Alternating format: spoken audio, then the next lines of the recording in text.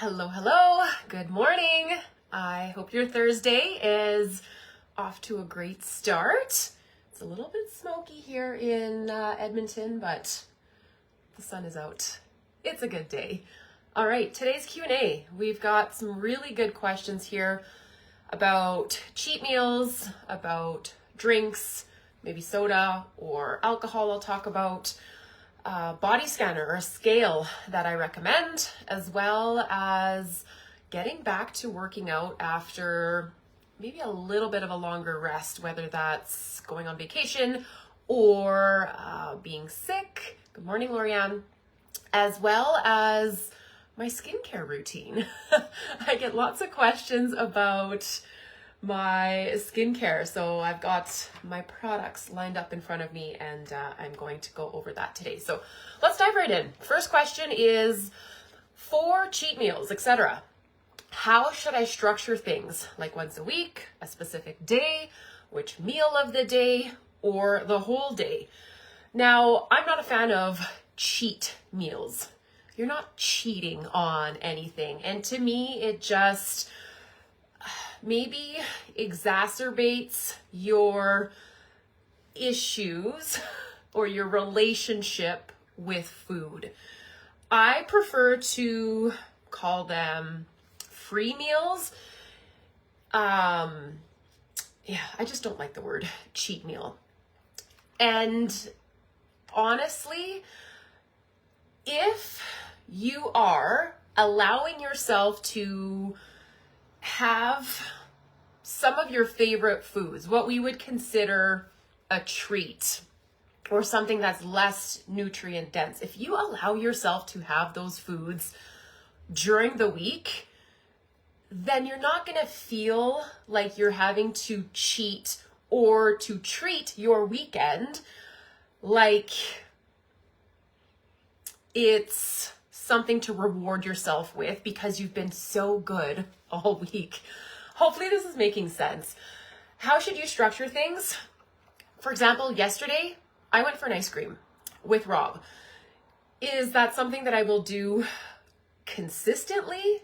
No, that's my second ice cream of the year. Yes, we do buy popsicles. Yes, we do buy fudge bars from Costco. They're so delicious. They are chocolatey, so it kind of gets my chocolate cravings taken care of, as well as, a low calorie treat that I can have after my meals where I feel really satisfied. And I allow myself to have those things several times a week so that when the weekends come around, I don't feel the need to just go buck wild, because I know that that is quite common with so many women who struggle with the all or nothing mindset, where they restrict all week. They are quote unquote perfect. And then they get into the wine, the chips, the cookies, the ice cream, and there's almost like no off switch. Or they have this mentality where, I've screwed up on my diet, I might as well just keep going. And that is, I think, a topic for another day. I want to keep this specifically to free meals today. But when I am tracking my food, and I don't do it all the time, I'll be transparent with you. I've been doing it for years and years and years and years. I don't feel like I need to track every single little thing.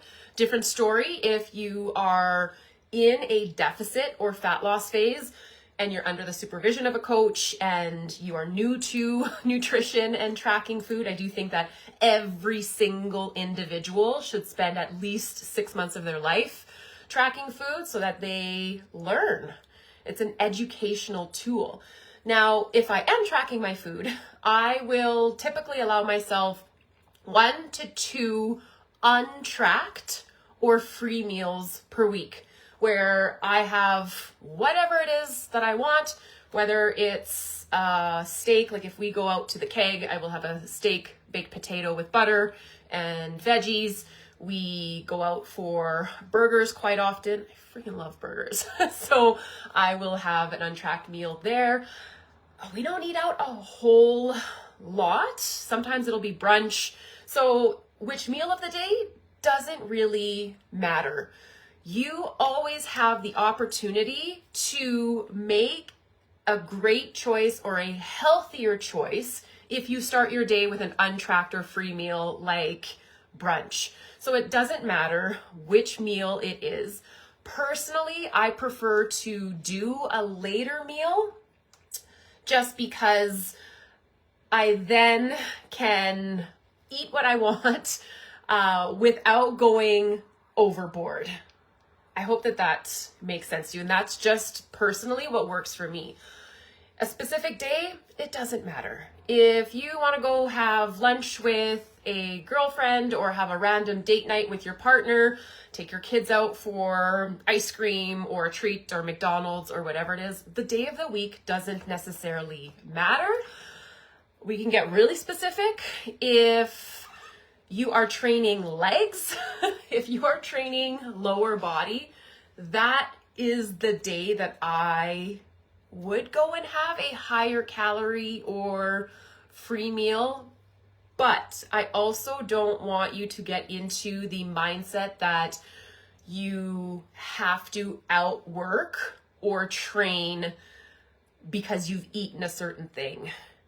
There's no I shouldn't say there's no science behind it, because of course with having more calories and filling your muscles up, it can work towards better recovery.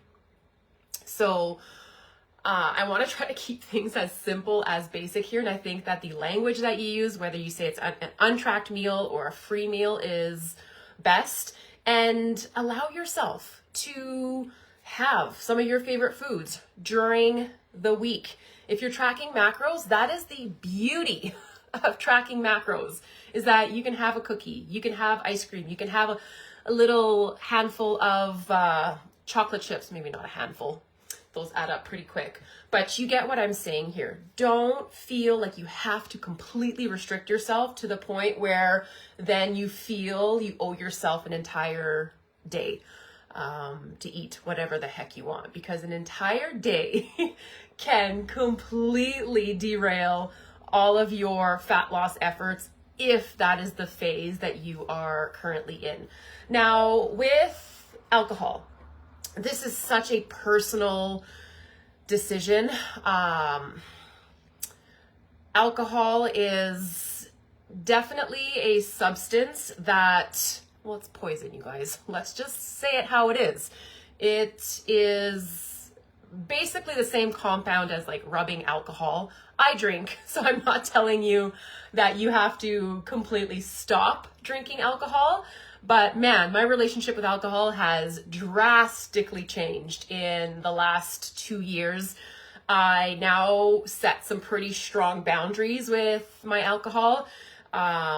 2 is my max, because it just doesn't do me any good. I sleep like shit. I get inflamed. I notice it in my face. My joints get sore. My digestion is off.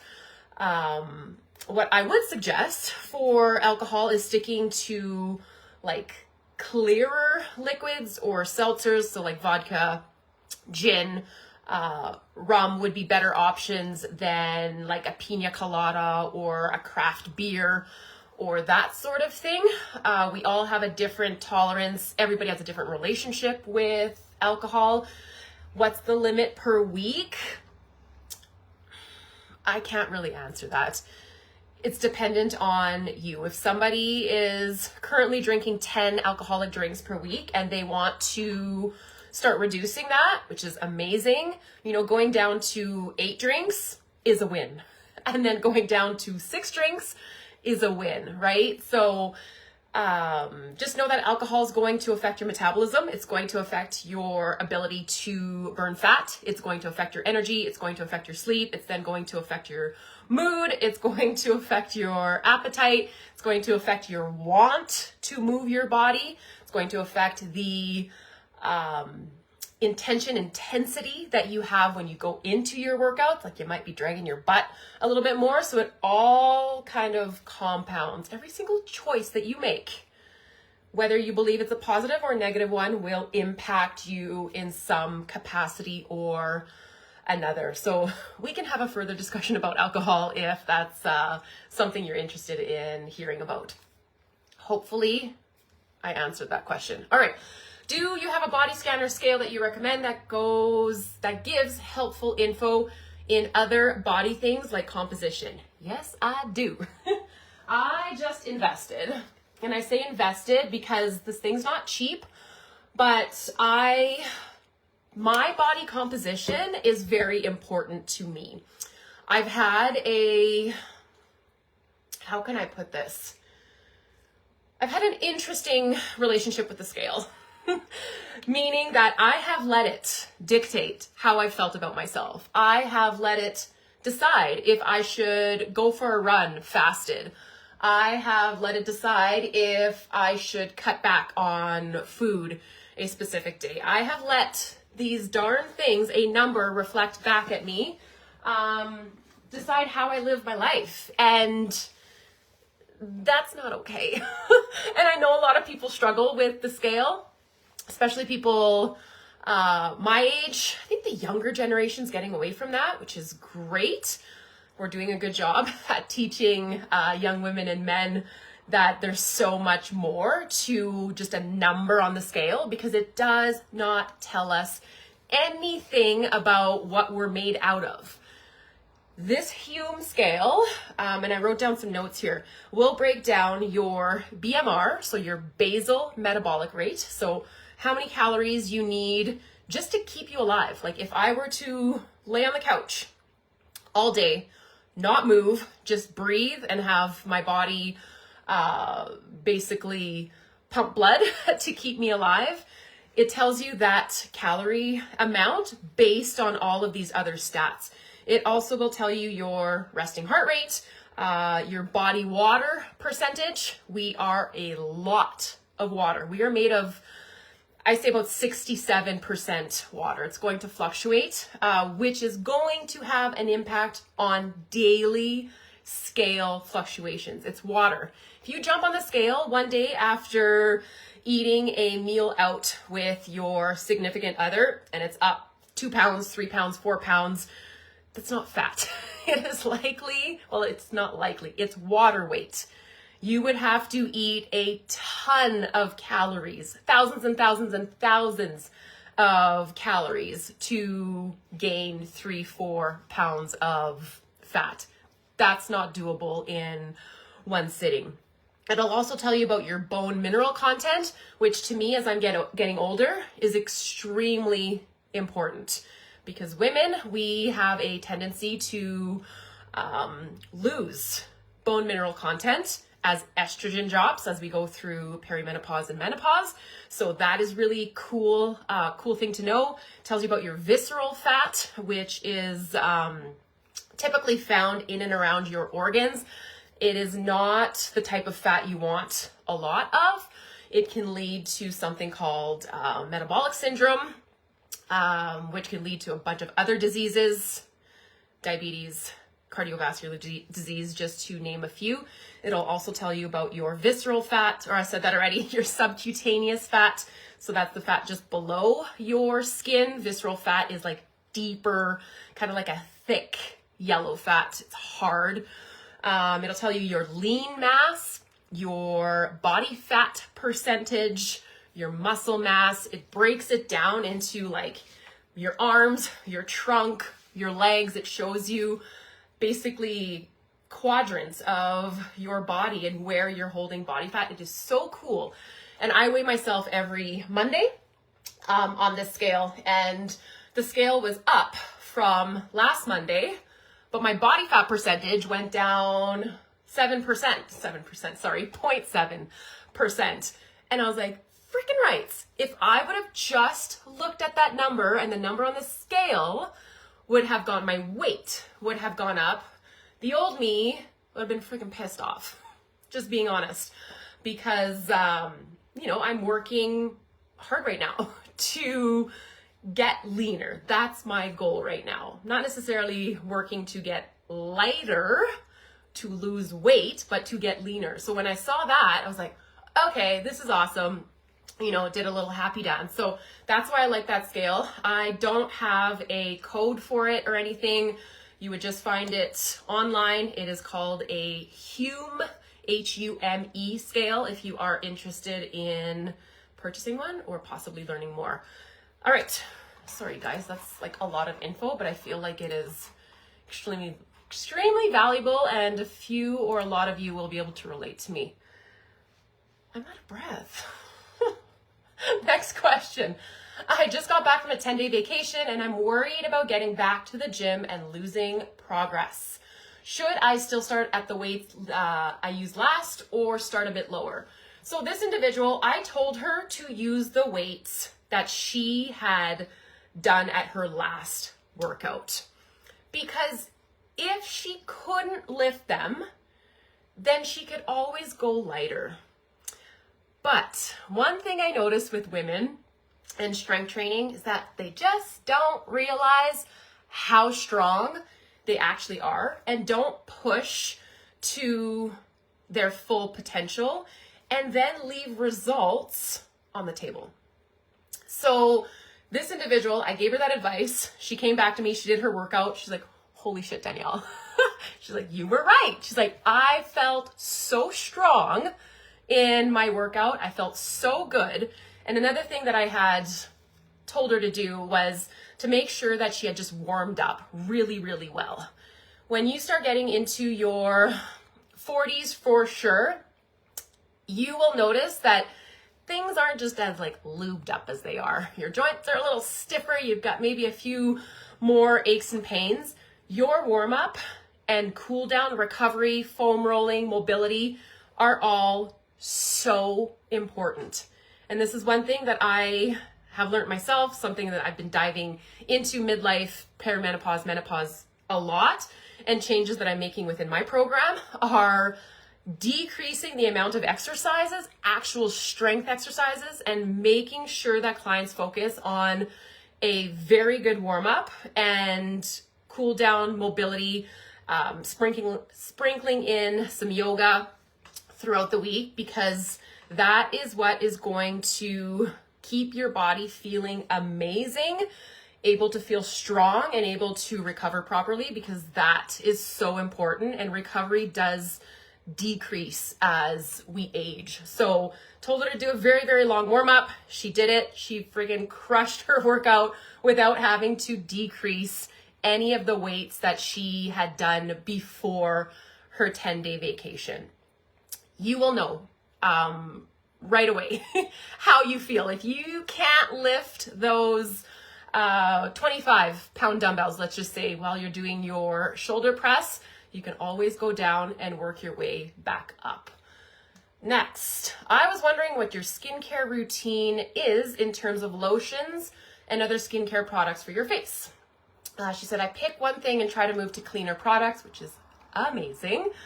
We're all about quote unquote clean products here at Limitless. She said, I've switched most of my hair products. Skincare is next. So I'm a huge fan of Beauty Counter, you guys. I do have a link if you're wanting to look at some Beauty Counter products, but oil cleansers are where it's at for me. I also use, so this is a cleanser. I also use sea buckthorn oil. This stuff is awesome.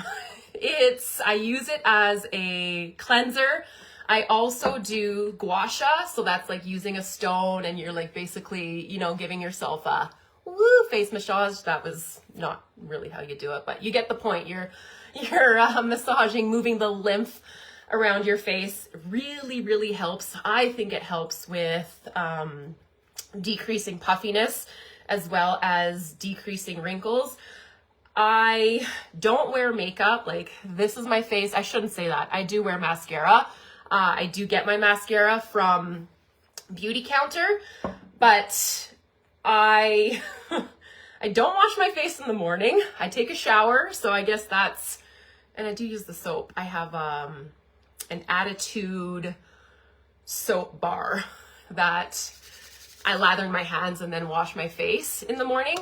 But in the morning, what I typically put on my face is this, actually. C serum first, this second. Sometimes I wear sunscreen. You guys, I don't always wear sunscreen. I'm very smart with sun exposure. So in the morning, I go for a walk, typically between, can be anywhere from 30 to 60 minutes. I don't put sunscreen on. If I'm going to be spending like a lot of time outside, then I'll put a 25 SPF from Beautycounter. And in the evening, I go between these two. Depends if I use gua sha or not. If I gua sha, I use this stuff. Like I said, it counts as a cleanser and a moisturizer. If I am just using my oil cleanser, then I'm all about tallow. Beef tallow. It is beef, yeah. So that's that. It's not very in-depth. I don't think it has to be. You don't need a 10, 15 step skincare routine, in my opinion. Less is more. I truly think that your skin is a reflection of your internal health. So your gut health, the types of foods that you eat, whole-based foods, and the type of water that you drink. Filtered water, remineralized water. Of course, managing stress, paying attention to alcohol. Alcohol will definitely age you. Smoking will age you. So it's a lot of like other habits surrounding your skincare that of course have a massive impact on the resilience of your skin and the health of your skin. So hopefully that's helpful. I will link these products under this video and off we go. Sorry, that was a really long live, but I think there's lots of value. All right, ladies, enjoy the rest of your day.